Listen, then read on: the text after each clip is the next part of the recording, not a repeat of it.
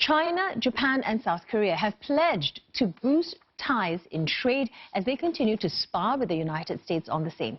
And they also agreed to step up cooperation and dialogue on the Korean Peninsula amid fears that the North may be planning a long-range missile test. Pyongyang has warned of a possible Christmas gift to the United States if it does not change its position. Olivia Xiong reports from the southwestern Chinese city of Chengdu. Leaders from China, Japan and South Korea met on Christmas Eve in Chengdu with the clock ticking on North Korea's warning of a possible Christmas gift to the United States.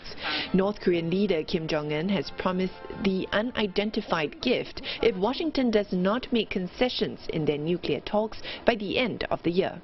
Addressing the media after the summit, Chinese Premier Li Keqiang said the three countries had a deep discussion on the issue, but he did not mention China's earlier proposal to lift some sanctions on the North to break the stalemate between Pyongyang and Washington.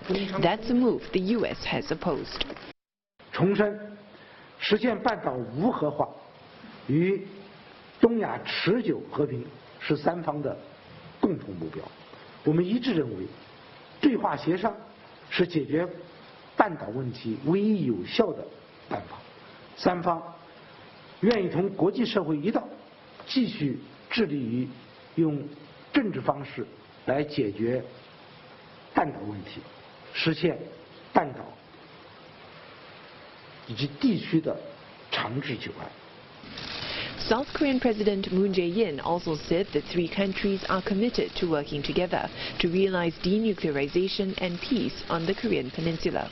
셋째, 한중일 3국은 앞으로도 한반도의 비핵화와 항구적 평화를 위해 긴밀한 소통과 협력을 계속해 나가기로 했습니다. 우리는 한반도의 평화가 3국의 공동 이익에 부합한다는 데 인식을 같이 했고 북미 대화의 조속한 대화를 통해 비핵화와 평화가 실질적으로 진전되도록 함께 노력하기로 했습니다. Weighing in on the matter, Japanese Prime Minister Shinzo Abe reiterated his country's position that all UN Security Council resolutions must remain in place. 北朝鮮について、私から度重なる弾道ミサイルの発射は安保理決議違反かつ地域の安全保障を深刻に脅かすものであると述べた上で、北朝鮮の完全な非核化に向けて米朝プロセスを最大限後押ししていくことが重要と述べました。 Besides cooperation on the North Korean issue, the three sides also signaled closer ties on the economic front. Premier Lee said the three countries are ready to accelerate the building of a free trade agreement that has been in the works since 2012. They also agreed to facilitate the early signing of the Regional Comprehensive Economic Partnership.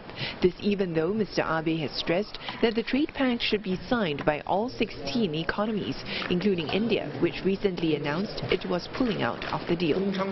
At the news conference, President Moon pointed out that this is the first time since 2012 that the trilateral summit is taking place 2 years in a row.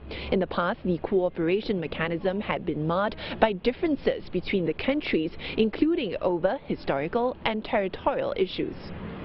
The thaw in relations comes as China has sought to boost its ties with other countries. This as it faces increasing tensions with the U.S.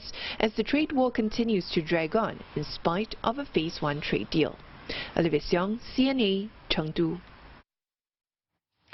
Leaders from South Korea and Japan held bilateral talks for the first time in more than a year. Now, the meeting, which was scheduled for half an hour, ended up lasting 60 minutes, but no agreement was reached. And Japanese Prime Minister Shinzo Abe says he's willing to improve its strained relationship with South Korea, but added that it's up to Seoul to come up with the measures. Lim Myung-suk tells us more. The two leaders met for about 50 minutes discussing a wide range of issues, but they failed to reach any agreement on the sticky issues that have strained bilateral ties for months, including the trade dispute over the export restrictions imposed by Tokyo on Seoul. A South Korean presidential spokesperson said in a briefing following that meeting that Japanese Prime Minister Abe had voiced optimism that trade talks held earlier between the two countries were beneficial and that they should continue to hold talks to resolve this issue.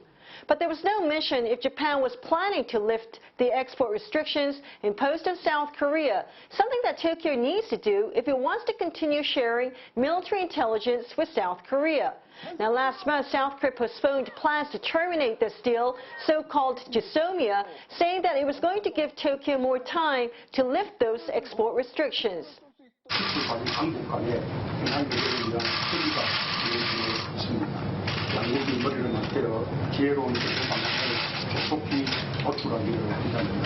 The two sides also remained far apart on how they were going to deal with the issue of compensation by the Japanese for the use of sex slaves and forced labor during Japan's occupation of the Korean Peninsula.